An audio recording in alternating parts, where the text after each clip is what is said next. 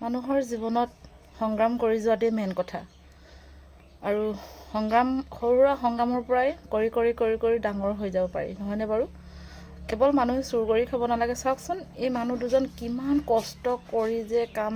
ঘৰখন চলাই আছে সঁচাকৈ ভাবিলে আচৰিত কথা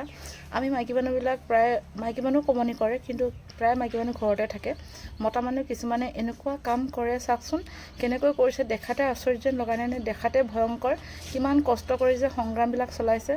একচুৱেলি এইবিলাক মানুহে ভাবিবলৈ হ'লে মানে এখন ঘৰ চলাবলৈ হ'লে বহুত কষ্ট বা বহুত টকাৰ প্ৰয়োজন চাওকচোন কেনেকৈ কৰিছে কামখিনি দেখিলে একদম বেয়া লগা নাই বাৰু কিন্তু কেনেকুৱা এটা সংগ্ৰামত কেনেকুৱা এটা পৰিস্থিতিত কেনেকুৱা এটা কাম কৰিছে